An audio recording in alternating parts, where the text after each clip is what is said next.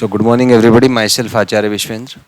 Last video में मैंने आपसे आवृत्तियों के बारे में डिस्कस किया था कि मूलतः कोई भी भौतिक तत्व यदि हम देखें तो मूलतः ये आवृत्तियों के कंपन से बनता है और ये भिन्न आवृत्ति ही वस्तुओं की भिन्नता का कारण है। यदि आवृत्ति समान कर दी जाए, यदि फ्रीक्वेंसीज को सेम कर दिया जाए तो ये जो अंतर है वस्तुओं के बीच में, वो अंतर ही समाप्त हो जाएगा। आप बता नहीं पाएंगे कि प्रोटॉन और न्यूट्रॉन में क्या अंतर है यदि आवृत्तियां समान हो जाएं।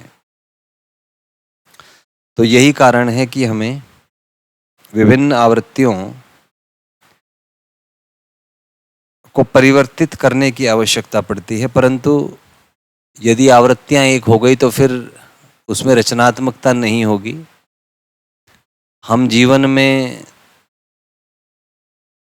ये जो लक्ष्य है, जो कर्म है, वो कर्म पथ ही नष्ट हो जाएगा, क्योंकि जब तक परिवर्तन नहीं होगा तो कर्म का कोई अर्थ नहीं है। आप कल्पना करें कि यदि जीवन में कोई लक्ष्य ही ना हो, आपको किसी भी प्रकार की आपके अंदर भीतर की जो भावनाएं हैं वो किसी भी प्रकार से परिवर्तित ना हो, आपको लगे ही ना कि मुझे कुछ करना है, आप प्रेरित ही ना हो, तो कर्म का कोई अर्थ ही नहीं है। पूरे ब्रह्मांड की व्यवस्था शून्य हो जाएगी। इसलिए जो भी हम कर्म करते हैं उस कर्म का कारण है आवृत्ति में परिवर्तन की संभावना।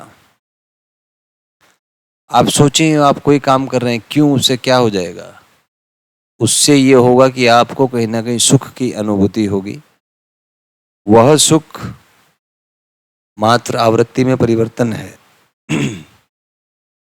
क्योंकि यदि हमें सुख अनुभव हो रहा है तो इसका अर्थ है कि हमारा मन मस्तिष्क तंत्र एक विभिन्न आवृत्ति पर अनुनादित हो रहा है, और यदि दुख अनुभव है तो इसका अर्थ है कि वो जो आवृत्तियां हैं, मस्तिष्क तरंगों की जो आवृत्ति है वो कम है, तो उसमें हमें तकलीफ, दुख, निराशा, भय, ये नकारात्मक भावनाएं अनुभव होती हैं।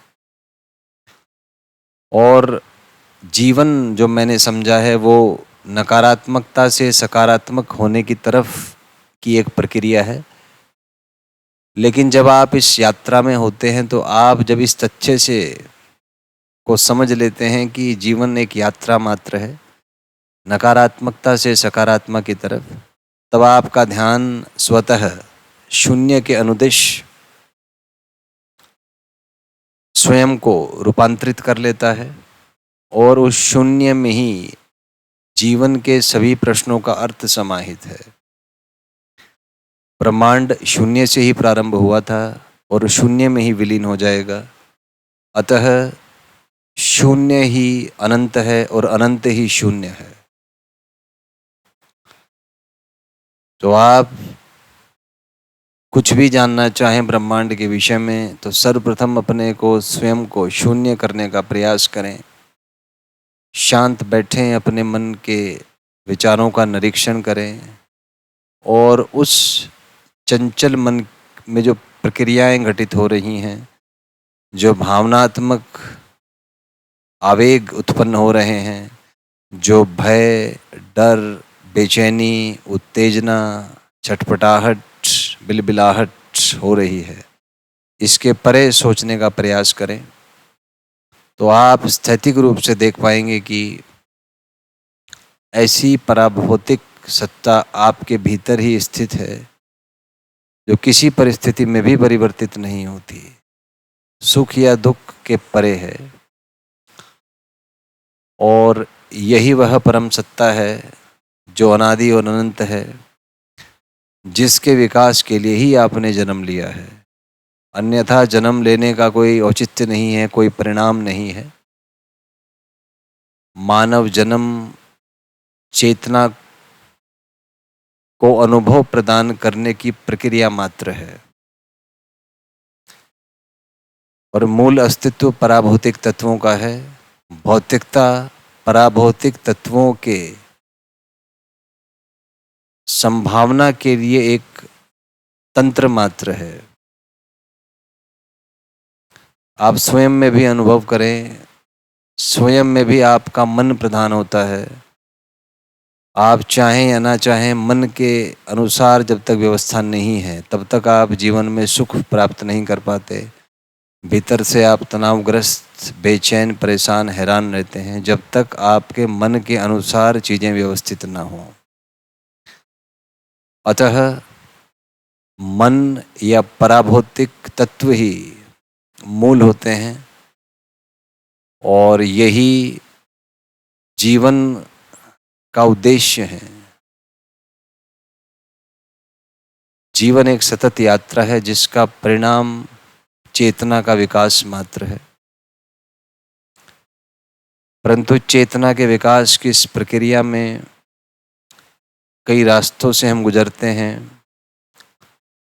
कई प्रकार के भावनात्मक आवेग हम में उत्पन्न होंगे और उन सब भावनात्मक आवेगों के पश्चात हम पहले से बेहतर हो जाते हैं।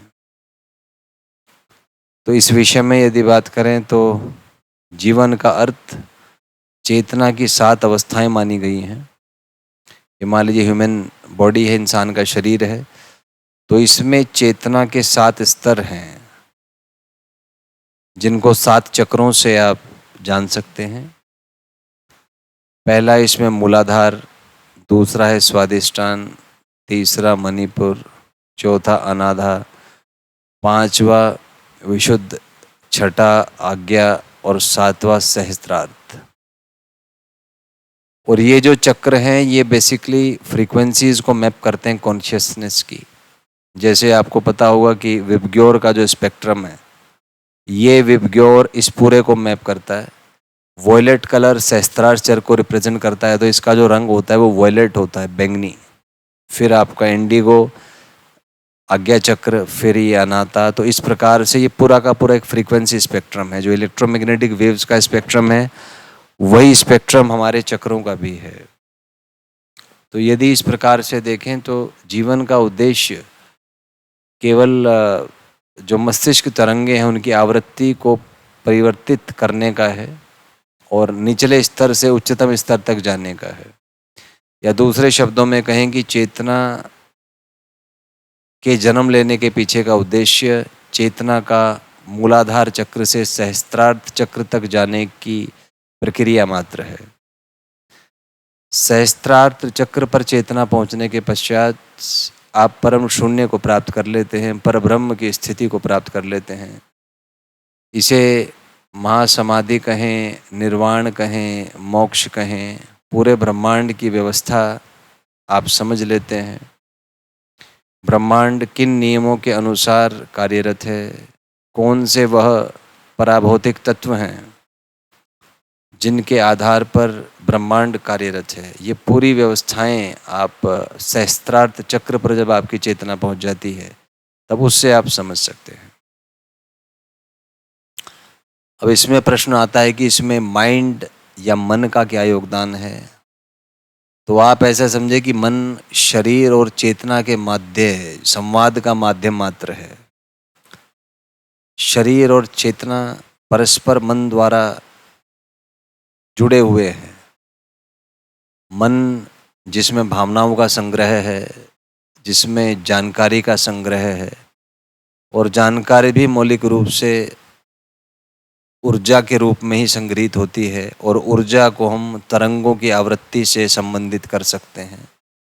अतः हम कह सकते हैं कि वैज्ञानिक दृष्टिकोण से कि शरीर और चेतना मस्तिष्क तरंगों द्वारा जुड़ी रहती हैं, द्वारा संबंधित होती हैं। और यदि ये मस्तिष्क तरंगें किसी प्रकार से हम परिवर्तित करें तभी हम एक भौतिक शरीर से लाभ प्राप्त कर सकते हैं और चेतना के लक्ष्य की ओर अपने शरीर को और अपने मन को संचालित कर सकते हैं। परंतु जब तक मस्तिष्क तरंगों की आवृत्ति संशोधित करने की कला हम में नहीं होगी, फ्रीक्वेंसी मॉड्यूलेशन की टेक्निक्स हम नहीं जान पाएंगे, तब तक ये पूरा सिस्टम हम नहीं समझ पाते और हम मात्र भावनाओं में संघर्ष करते हैं। अतः मन की पूरी प्रक्रियाएं यदि समझनी हो तो उसके लिए आपके ब्रेन वेव्स की जो फ्रीक्वेंसीज हैं उसको बढ़ाना पड़ेगा। ब्रेन वेव्स जो हैं उसको 5 तरीकों से बांटा गया है, अल्फा, बीटा, गामा, डेल्टा और थीटा। और यही ब्रेन वेव तरंगे, मस्तिष्क तरंगें आपको सफलता प्रदान कर सकती हैं। बाकी नेक्स्ट वीडियो में डिस्कस